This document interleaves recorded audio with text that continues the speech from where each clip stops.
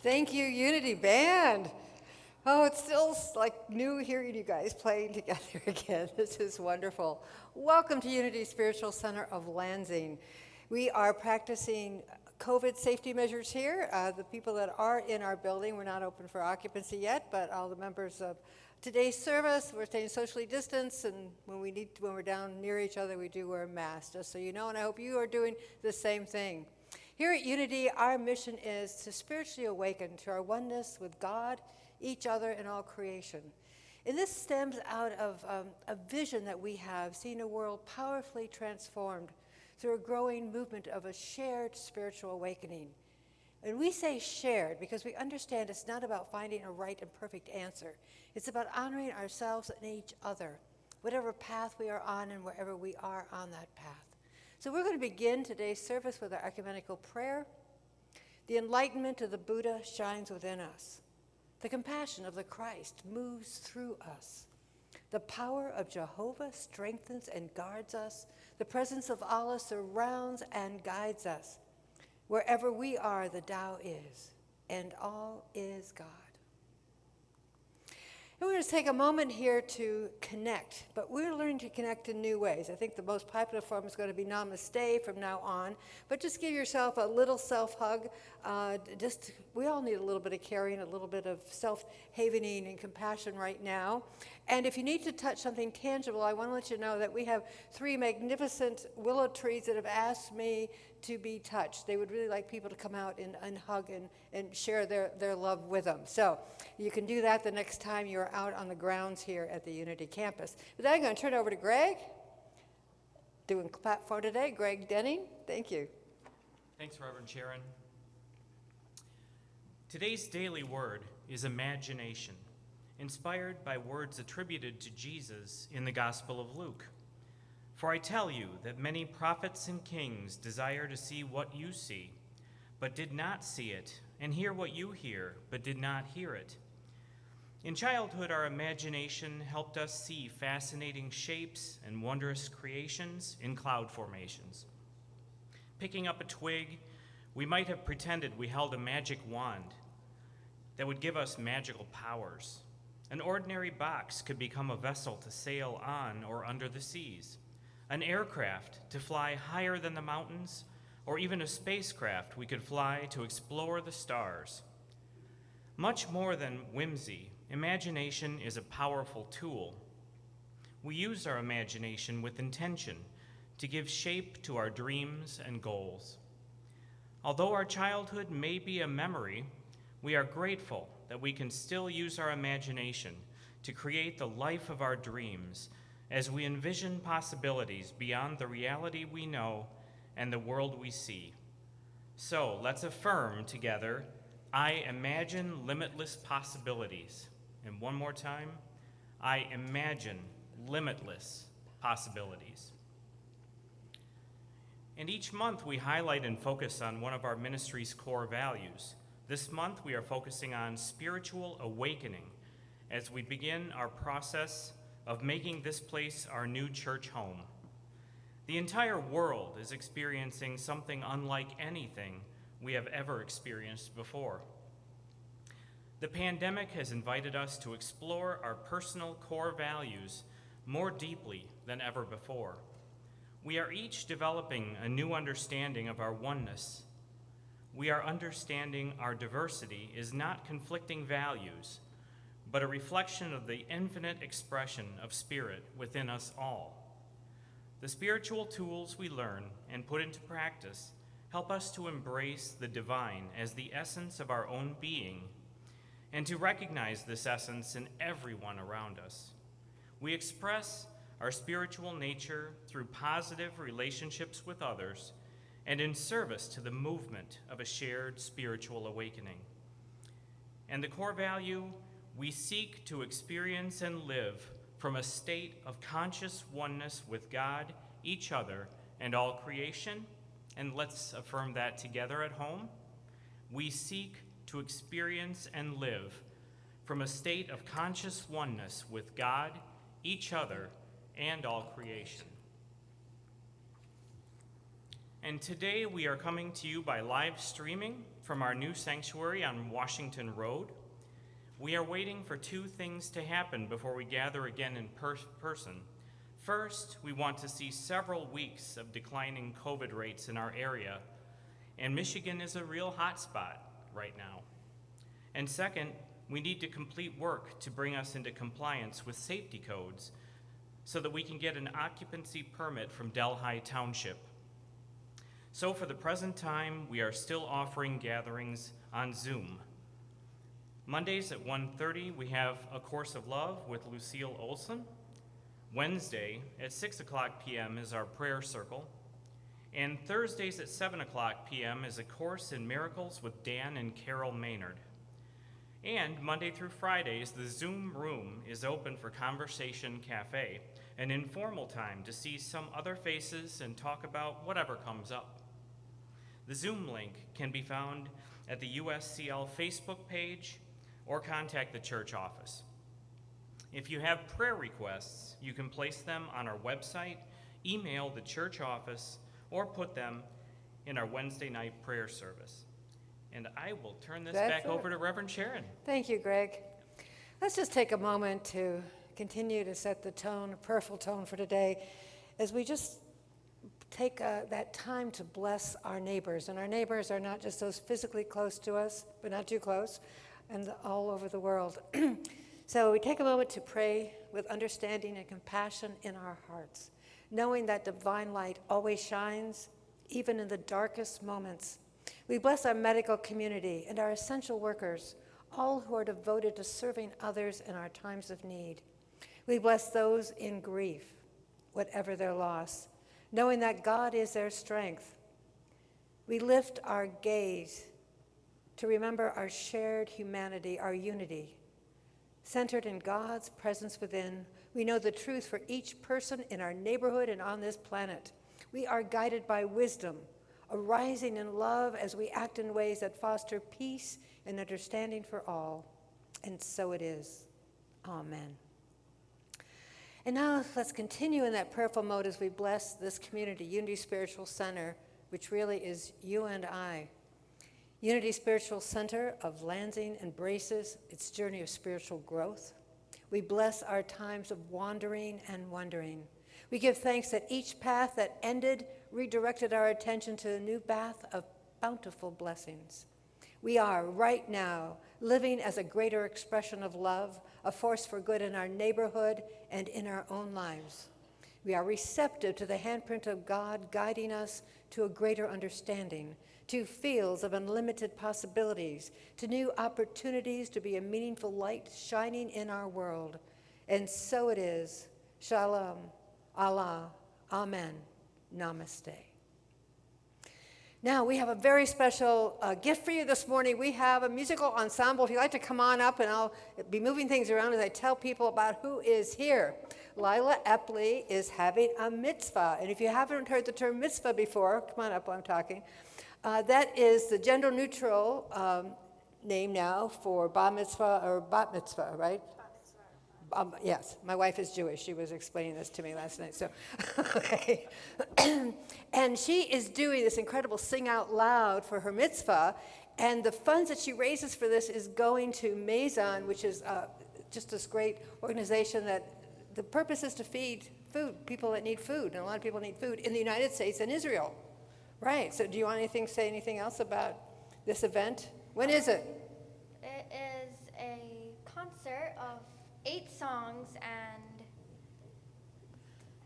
Well, and it's April 24th. And it's April 24th at 7 p.m.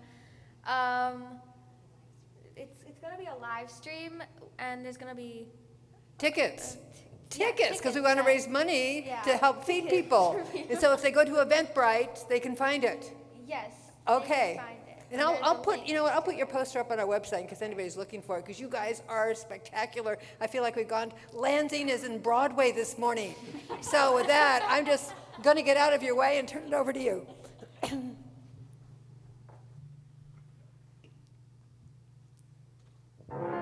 You're broken down and tired of living life on a merry-go-round.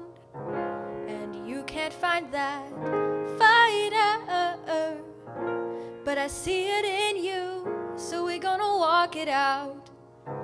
Move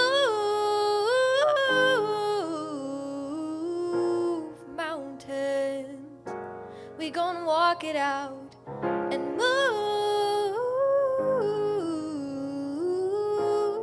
mountains. And I'll rise up, rise like the day. I'll rise up in spite of the ache. I'll rise up and I'll do it 1,000 times again. And I'll rise up high like the waves. I'll rise up, I'll rise unafraid. I'll rise up and I'll do it 1,000 times again. For you, for you, for you, for you. When the silence isn't quiet and it feels like it's getting hard to breathe, and I know you feel like dying, but I promise we'll take the world to its feet. Move mountains, bring it to its feet, and move mountains. And I'll rise up, rise like the waves. I'll rise up in spite of the ache. I'll rise up and I'll do it 1,000 times again. For you, for you, for you, for you. All we need is hope, and for that we have each other, and for that we have each other, and we will rise, we will rise, oh, we'll rise, oh, we'll rise. I'll rise up, rise like the day. I'll rise up in spite of the ache. I will rise 1,000 times again. And we'll rise up, rise like the waves. We'll rise up, we'll rise unafraid. We'll rise up and we'll do it 1,000 times again. For you, for you, for you, for you.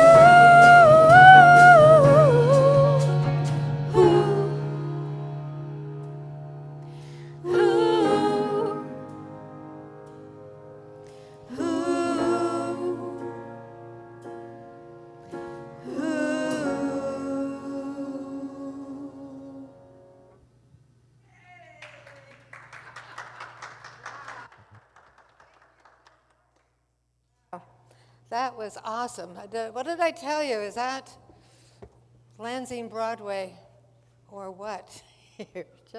That's from Dear Evan Hansen. So I have tickets to see when it does get to the Wharton Center, but everything got changed around on that one. So I want to ask you a question this morning. Where do you stand on God or Elohim or Supreme Being, whatever you call this? Do you kind of see the big guy in the sky that is kind of formed by our imagination? Kind of a Supreme Being that has merits and demerits. Maybe it's a God with needs, a God that needs to take a vacation sometimes, or has emotions, God that gets angry, or God that gets happy, depending on what you do. And even maybe a limited attention span. You sometimes feel you have to do something to get God's attention to the help that you need. I want to ask you to consider the idea of God as principle, instead of a being as beingness. It's the operating force in the universe. It's the laws of physics, the laws of metaphysics, the divine laws. It's all knowledge. Every piece of knowledge in the universe is this God stuff.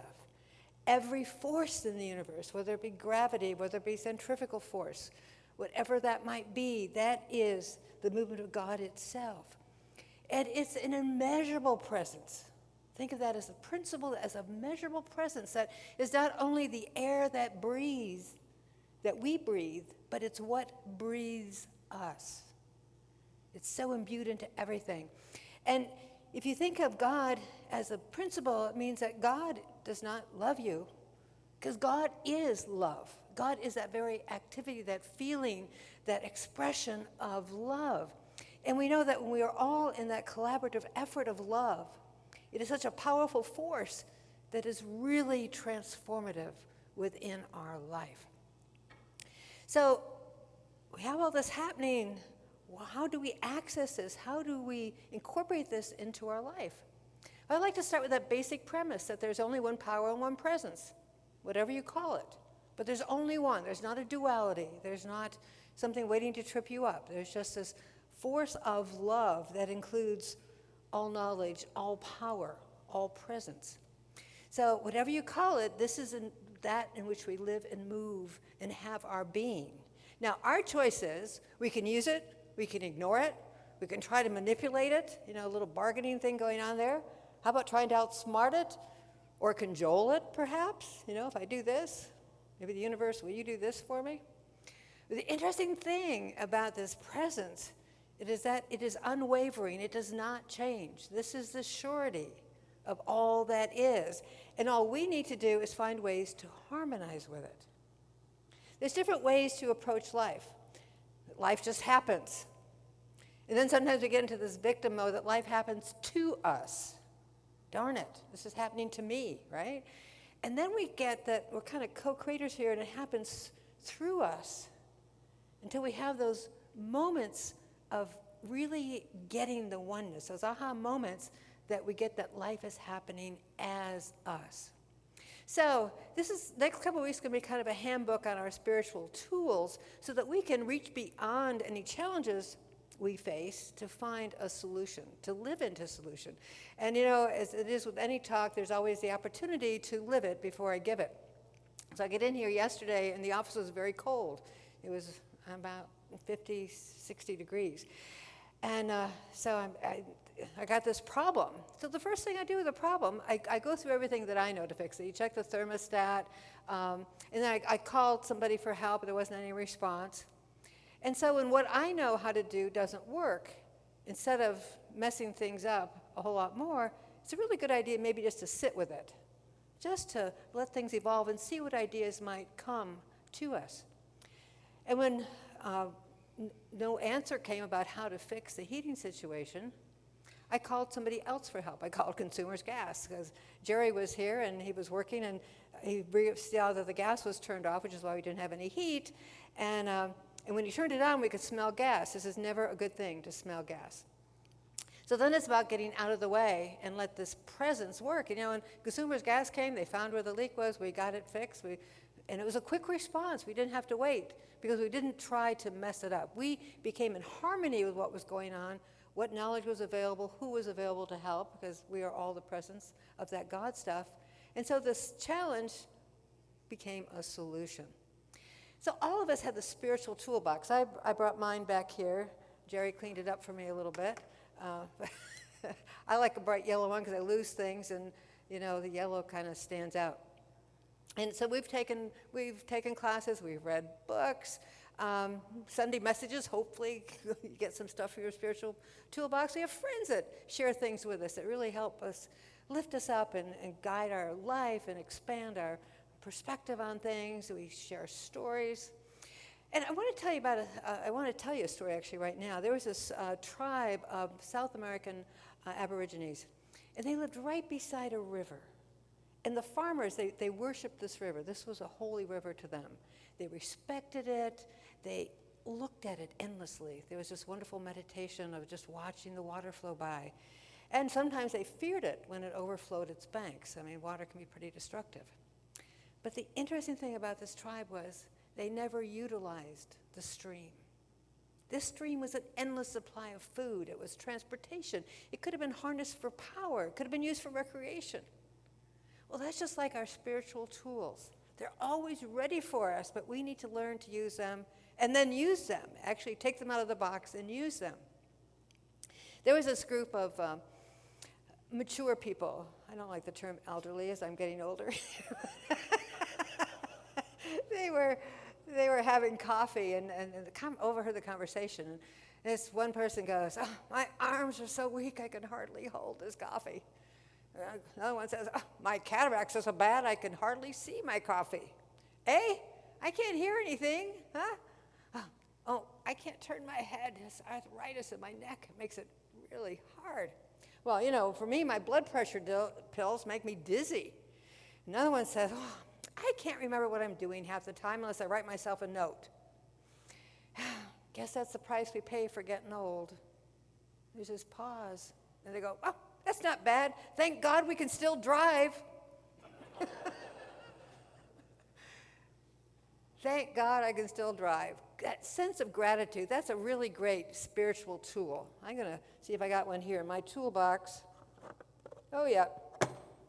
This is my little gratitude tool. Remind me about that. What stops us from being in a constant attitude of gratitude in this magnificent, abundant world in which we live? Well, many times it's this mantra that we take up. It's a complaint mantra.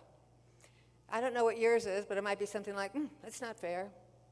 I deserve better than this. Why am I being punished?" You know, you get the idea there. And when we get into a state of gratitude, what happens is it's a mood shifter, like a shapeshifter, but it's a mood shifter. It interrupts the stream of consciousness, this yada, yada, yada that goes on in the back of our head. It also helps break up that, what's the worst that could happen scenario? Do you ever get into that? And when you're in a situation that you immediately go to the absolute worst that could happen in a situation. And it so reminds me of the story of Moses leading the Israelites out of bondage in Egypt. I go back to this story time and time again. There's so many rich stories in it. And, you know, we get into this complaint mode. We get into this fear mode. And so the Israelites in the story, they were complaining, rightfully so, that they were in bondage and they didn't like it. So Moses let them out of bondage. They were free. They're on the road into whatever they're going to go to. But of course, the Egyptians are coming behind them, ready to capture them or bring them back to be slaves. And they get to this river, and all of a sudden they're fearful. "Oh my goodness, what's going to happen to us now? They're going to kill us. We have no way to get across the river." The Red Sea opens, and they just go right across the water. They get to the other side. There's no map. There's no GPS. And God sends a pillar of cloud to lead them during the day and fire to lead them at night.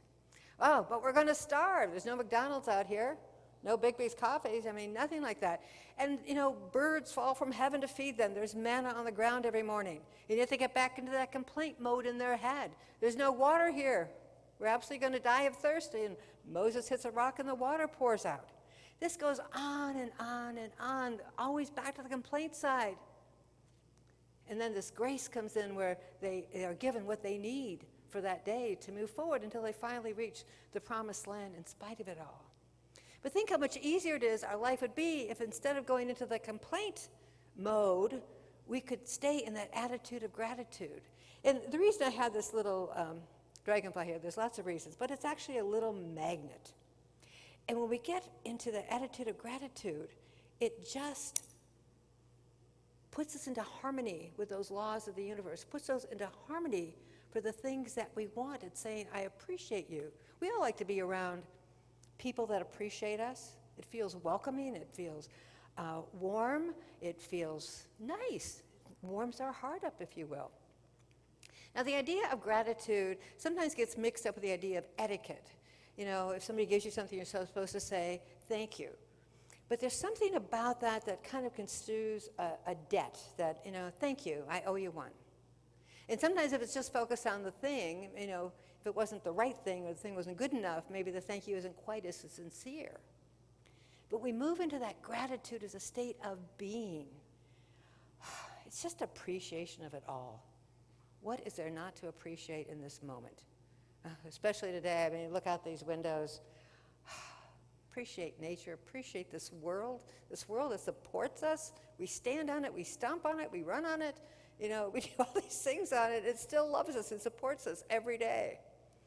Think about what it feels like to actually just be in full appreciation.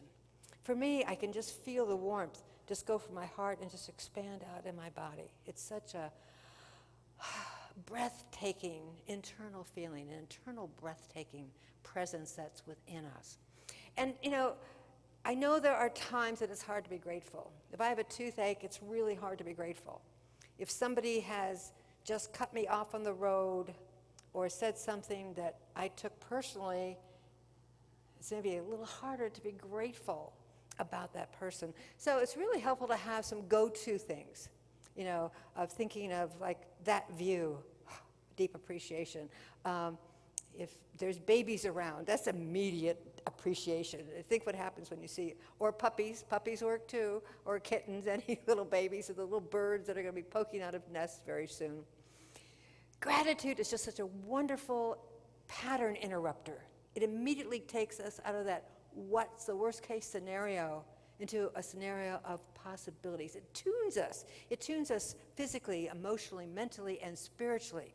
Mentally, what happens is we start collecting evidence of our blessings instead of evidence of the yucky stuff, right? That pattern interrupter.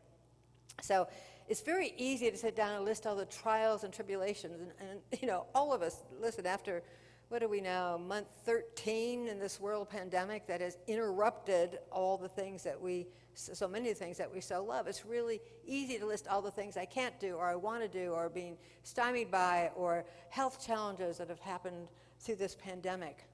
But we start thinking about our blessings, we can start counting those things. I got a phone call from so-and-so. Geez, the daffodils that came up are just big.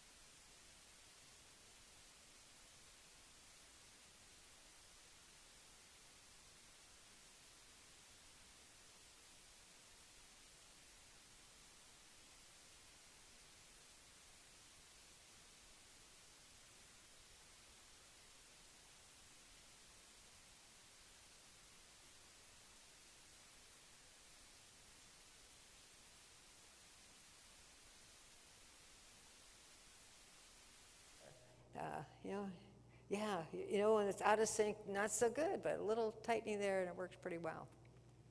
So polishing up your gratitude tool, simple thing when you get ready to go to bed at night, just think.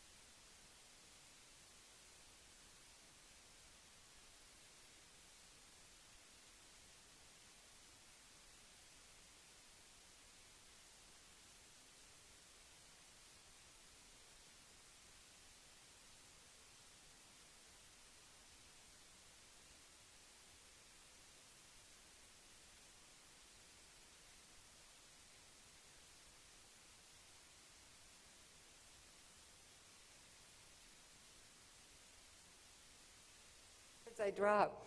And in the front of this are all things that are special to me. There's actually a dragonfly in here. There's a Mickey Mouse. There's a frog, a word that says unity. But when I go inside, all the colors go around, and my imagination just flares. It just expands. Everyone here at some time has looked at the clouds and said, oh, yeah, that looks like quick, look at this. That looks like Aunt Mary over there. But yet so many times, when we talk about imagination, we kind of trivialize.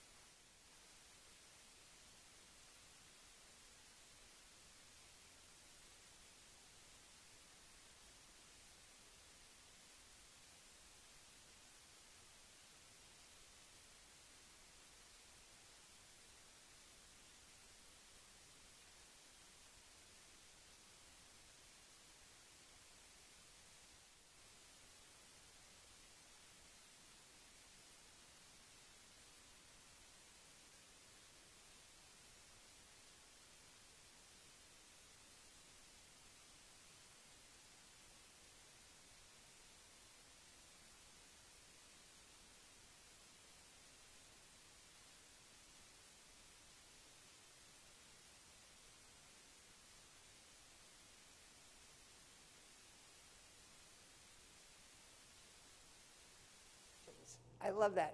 Our imagination is a preview of life's coming attraction because we do live into those things that we co-create. Now, every kind of superpower that we each have is like a two-sided coin.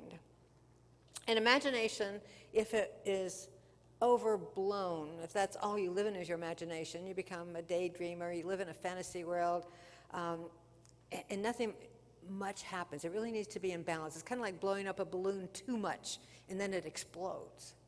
But if you don't have enough imagination, if you're underdeveloped in using this wonderful tool that you have, you could become a pessimist. You can have a poor self-image. You can be very literal-minded. Boy, literal people miss a lot of the nuances, and they always miss the jokes, right?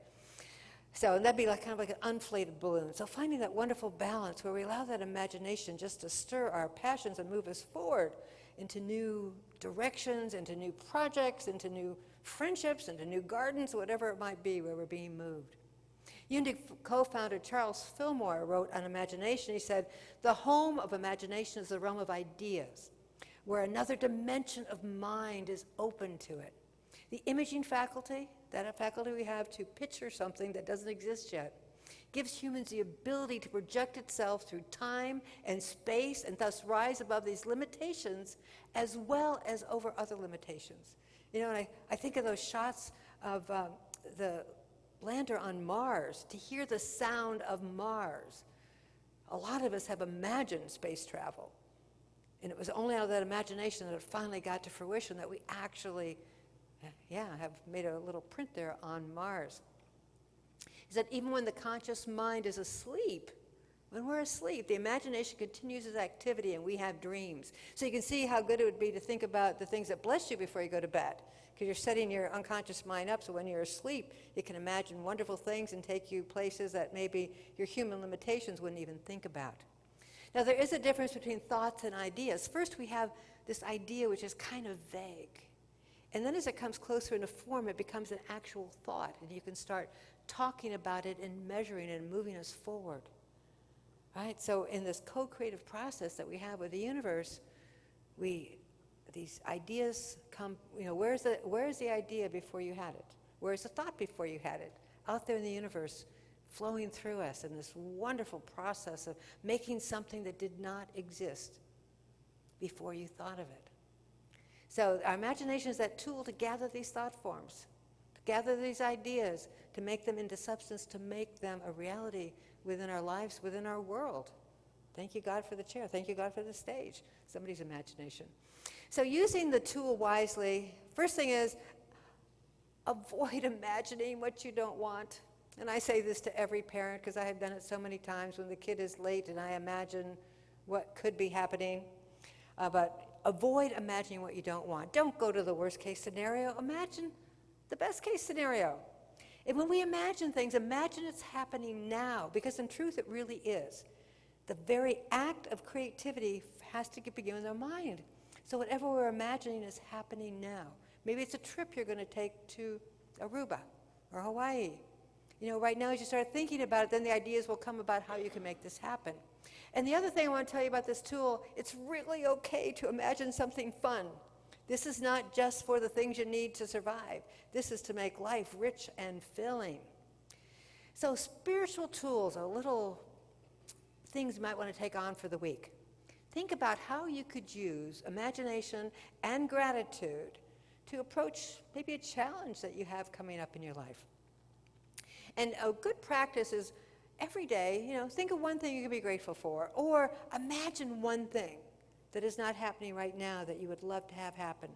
And I will bet you that you cannot imagine one thing, because it's a law, it's a tool of increase. When you start imagining one thing, you start imagining another and another. When you start being grateful for one thing, then you become grateful for something else, and another and another. It's just the wonderful tools of increase. So I'm going to do my spiritual practice for today by saying, I am so grateful that you are awakening to your spiritual oneness, and I imagine you more happy, healthy, and whole than ever before in your life.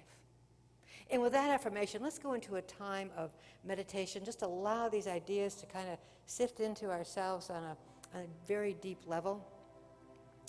I invite you to close your eyes if that's comfortable for you. And just take a deep breath. Feel the universe breathe you. Feel God breathe you. Feel yourself as the vibration of love.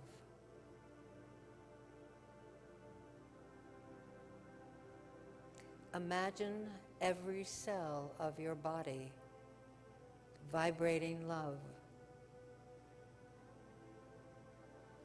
Imagine every organ of your physical self vibrating to the deepest harmony of wholeness. And as you continue to breathe, feel the deep appreciation for how the supreme beingness of all things show up as you. So perfect.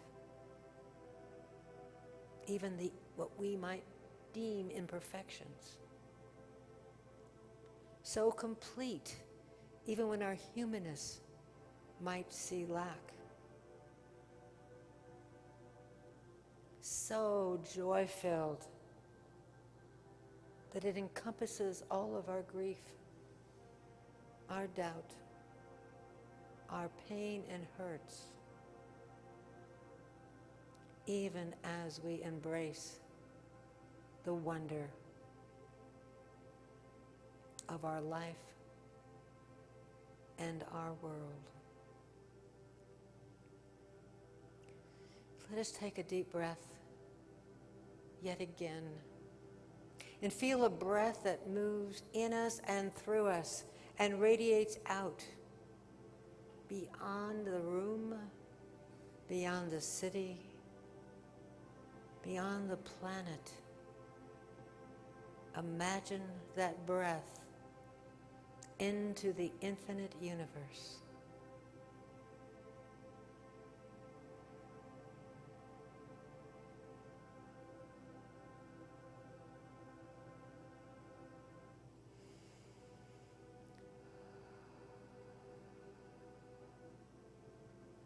Through the creative power of imagination, God's resources are ours to use. We are free, for we see the truth, and it is unlimited. We imagine all the wonderful new people, new situations, new supply coming to us now in our spiritual development, in our emotional development, in our mental and physical development,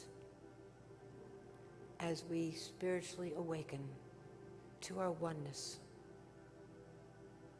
And so it is. Amen. You can breathe again too. Yeah. Well, I am so grateful because I imagine this wonderful group coming back up here to just take us away again and touch your heart. They are going to be doing You Will Be Found. And boy, when we feel lost, knowing that the universe is the all presence, the all everything, we cannot be apart. Come on up. I'm just talking while you fill in. We call it, we don't like a dead spot. We just like to keep the flow going. You're also courteous. Thank you. So I'm going to turn it over. Oh, sorry. You got, well, oh. That's okay. We don't, yeah. You know, we're human. We are not a mistake-free church, but we're a blame-free church. So.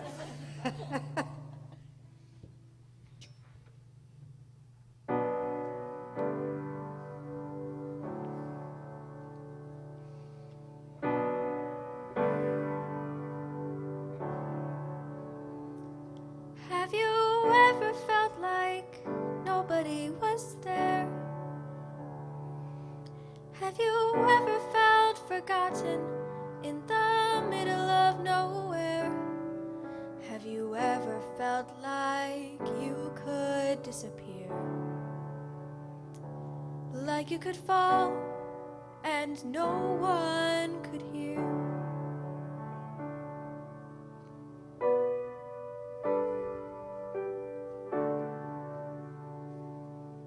Well, let that lonely feeling wash away.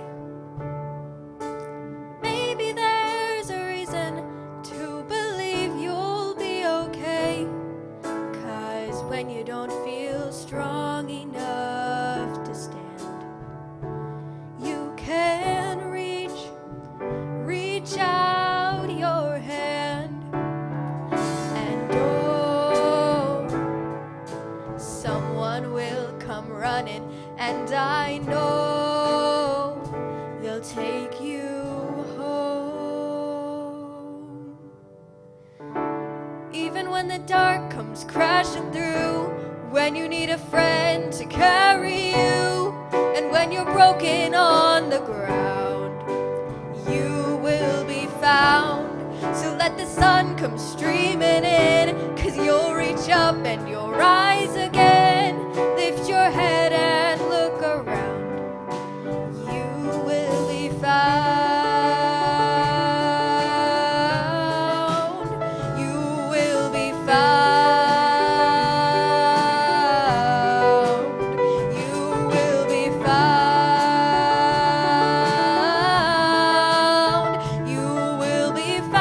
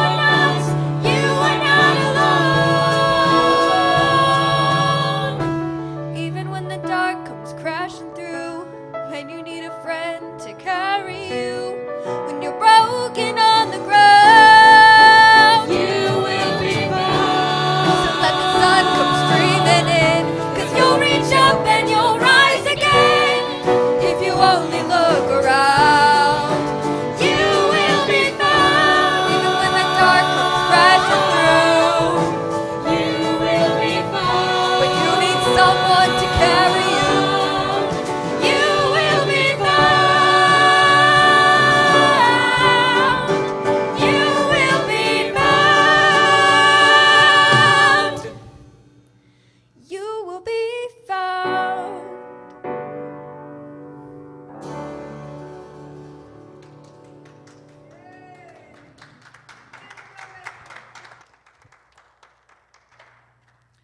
That was amazing. Thank you so much for being here. I'm so grateful for my hearing and for music. You know, what would this world be without beautiful music? So now is the time we celebrate our abundance, both as a community and for each of us individually. Our new building has presented us with several opportunities to rise up to meet unexpected expenses. So it is especially important that we celebrate our prosperity as we continue to prepare our building to fulfill its destiny. Affirm with me, after I say it once myself probably, we join efforts in thought, prayer, and action to increase our source of earthly abundance to meet all the needs of our spiritual home. We bless the gifts that have been given to us and the gifts we are about to receive. So let's say that again. How good is your memory out there? We join efforts in thought, prayer, and action to increase our source of earthly abundance to meet all the needs of our spiritual home. We bless the gifts that have been given and the gifts we are about to receive, and so it is. Amen. And thank you to each of you to continue to so generously support this ministry during this extraordinary time. We are very grateful for the love offerings this community has received from all the members of this community, both online and through the mail. We are a tithing congregation, and it's with great joy that we share a portion of our tithes with our congregants' choice for the second quarter, the Greater Lansing Food Bank. They have done such an extraordinary job responding to huge demands during this pandemic. We thank them for their selfless work and know that our gift will go forth to do great things. And even as we give thanks for the gifts that have blessed our Unity community, let us take a moment to celebrate the gifts that have blessed our lives personally. We get to practice that spiritual tool of gratitude. Sometimes we can thank someone directly, but many times we can't. So let us take a moment to consider the many blessings we have received as we bless these gifts together. Divine love, through me, blesses and multiplies all that I am, all that I have, all that I give, and all that I receive. I praise, give thanks, and am glad. And let's join together for our closing song, I Choose Love, followed by the prayer of protection. I